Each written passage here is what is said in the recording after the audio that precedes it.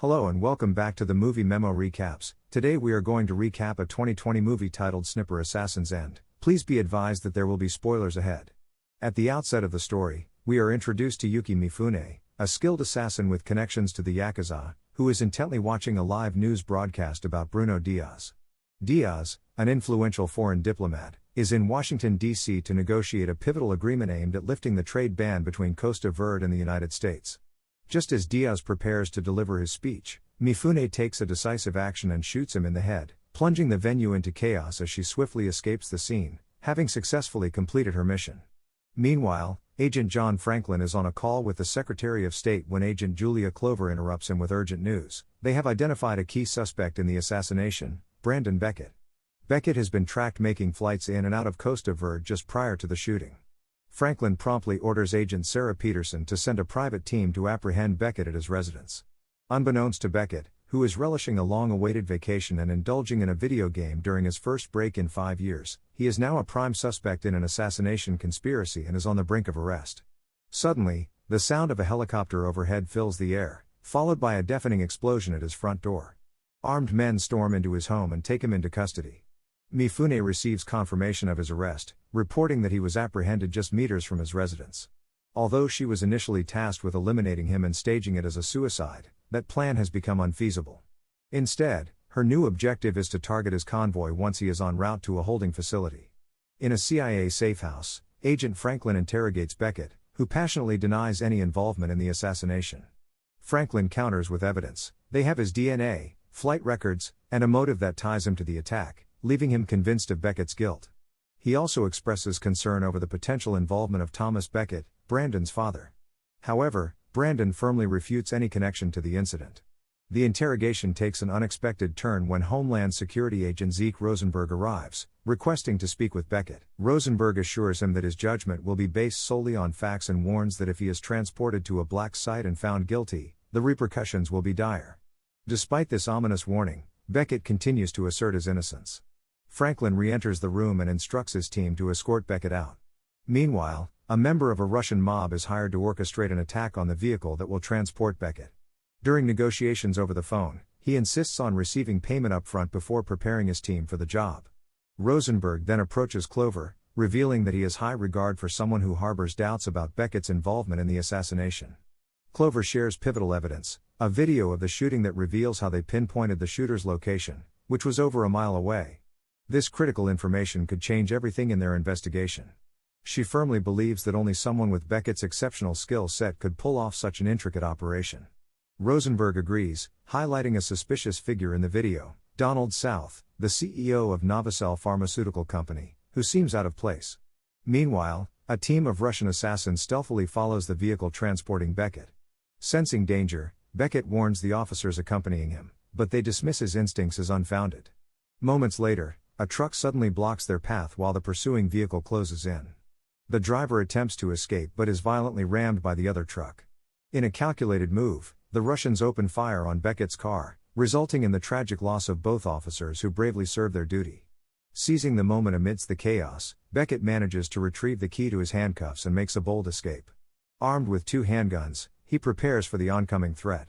In a fierce confrontation, he successfully kills one assassin and injures another.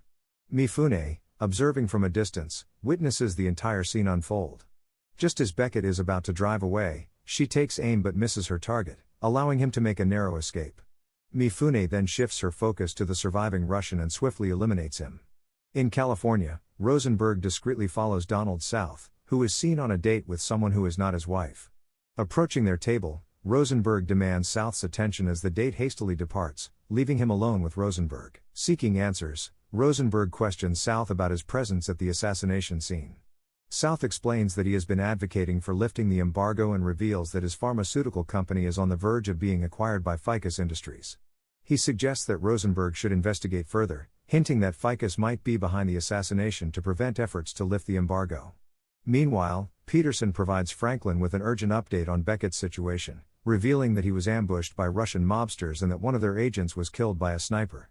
Franklin suspects that it could be Beckett's father trying to protect him and instructs his team to locate both Becketts, having identified the vehicle that transported Brandon.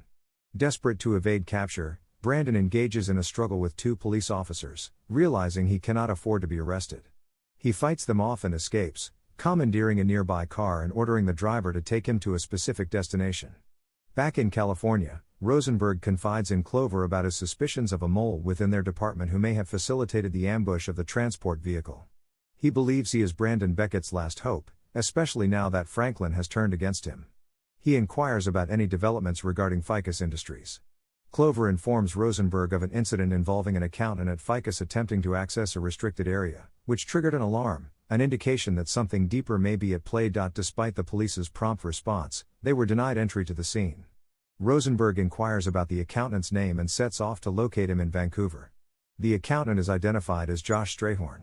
Upon his arrival in Vancouver, Rosenberg meets Drake Phoenix, the head of security at Ficus, who informs him that Strayhorn's incident was trivial. The accountant had been feeling unwell and accidentally triggered the alarm while intoxicated on the wrong floor. Meanwhile, Beckett discreetly leaves his car in a parking lot and boards the back of a cargo truck to meet his father in a secluded area, where he reveals that he has been framed for the recent events. Rosenberg urges Clover to dig deeper into Phoenix's background, but to his surprise, there appears to be no official record of him. Franklin becomes aware of Clover's communication with Rosenberg regarding Ficus and underscores the urgency of locating Beckett. Once Franklin departs, Clover swiftly provides Rosenberg with the name and hospital location of the surviving Russian assassin. Upon arriving at the hospital, Rosenberg faces resistance from a security guard but flashes his badge to gain entry. The doctor informs him that the Russian is still recovering from surgery. Undeterred, Rosenberg insists on waking him for questioning, citing the suspect's involvement in an assassination attempt. When the Russian regains consciousness, Rosenberg begins his interrogation, pressing for information about who hired him. Initially resistant, the Russian eventually succumbs to pain as Rosenberg applies pressure to his fresh wound. Under duress, he reveals that his employer used a voice changer and simulated helicopter noise during their communication. Recognizing the need for a more extensive investigation, Rosenberg takes note of this critical detail. Meanwhile, Franklin's team continues to gather evidence at Beckett's house, where Peterson uncovers a birthday card left by Beckett's father containing mysterious coordinates. They decide to pursue this lead, leaving Rosenberg behind. As Rosenberg examines a photo of Beckett with his military comrades, he captures an image and sends it to Clover for verification. She confirms that one of them is Drake Phoenix, previously known as Clark McConnell, a man wanted for war crimes who was thought to have died 5 years ago. Following this revelation, Rosenberg tracks down Strayhorn, but when met with resistance, he presses a gun to the accountant's head. Strayhorn confesses that Phoenix threatened his family, compelling him to comply with his demands. He discloses that if an important agreement isn't signed, Novocel's stock will plummet, presenting an opportunity for significant profit. He also admits he was in the process of setting up an offshore account when the alarm was triggered, under coercion from Phoenix. As Beckett and his father observe armed men approaching their location, his father hands him a rifle and directs him toward a nearby tunnel for their escape. As the men draw closer, Franklin receives a call from Rosenberg, who convinces him that he now has sufficient evidence to clear Beckett's name. Franklin explains that Strayhorn has already confessed, and reluctantly orders his men to stand down. Just then, gunshots erupt, and Franklin's team is systematically picked off one by one. Hearing the chaos from the other side, Beckett rushes back to his father's house, where his father arms himself with a rifle. Together, they begin searching for the assassin, unaware that she is watching their every move. Instead of taking a shot, she creates a diversion to escape. Determined to capture her alive, knowing she holds the key to proving Beckett's innocence, they manage to close in on her. Just as she prepares to shoot Beckett, his father takes aim at her weapon, giving Beckett the chance to advance. To their astonishment, they discover that the assassin is a woman, something they had never anticipated. A fierce confrontation ensues between Beckett and Mifune, who proves to be a formidable opponent skilled in various weapons and hand-to-hand combat. Beckett struggles to keep pace with her agility and strength. At one point, she gains the upper hand, pinning him to the ground and reaching for her handgun to deliver the fatal blow. However, his father stealthily approaches from behind and trains his rifle on her. Realizing she is cornered, Mifune surrenders. Meanwhile, in Vancouver, Rosenberg investigates Phoenix's residence and uncovers incriminating evidence, including tickets to an island getaway. He persuades a boat operator to take him there, aiming for a helipad. During his interrogation of the wounded Russian assassin, he learns that the noise of a helicopter had made communication difficult. Franklin receives a call from Beckett, who reveals that he has the suspect in custody and she is willing to cooperate. Franklin advises him to hold his position as his backup team is already on the way. Clover digs into Mifune's background and works on establishing a link between her and Diaz. Franklin informs Beckett that they have evidence placing Mifune and Costa Verde on the day of the attack. Clover also uncovers that framing an American for Diaz's death was a calculated move to sabotage the trade agreement, which would cause Novocel's stock to plummet, an outcome that would benefit Phoenix with Strayhorn's assistance. As Mifune is en route to a maximum security prison, Beckett proposes a bold plan: let Phoenix believe she succeeded in killing him. He explains that framing him was Phoenix's twisted form of revenge after Beckett reported him for murdering an innocent woman during a reconnaissance mission. In a twist of fate, Mifune contacts Phoenix and informs him of her success, while he sends her the address for their rendezvous. Meanwhile, Franklin meticulously orchestrates the operation, enlisting Beckett's father to take on the critical role of sniper. Meanwhile, Rosenberg successfully infiltrates a secluded residence on an island, where he stumbles upon a family portrait that features Donald South, leaving him both surprised and concerned. Just then, Phoenix ambushes him, igniting a fierce struggle for survival. When the chaos subsides, Rosenberg finds himself bound to a chair, face to face with South, who reveals his ulterior motives. He admits that he anticipates losing his position after the merger, as the new CEO will come from the larger company. He further discloses that framing Beckett was a scheme orchestrated by Phoenix. At that moment, Mifune arrives to deliver Beckett to Phoenix. Meanwhile, the rest of Franklin's team, including Beckett's father, remains strategically positioned in case the plan unravels. Mifune confesses that she was contracted to eliminate Phoenix's brother but tragically killed his nephew instead. Tensions rise as Beckett finally confronts Phoenix, who insists they move inside.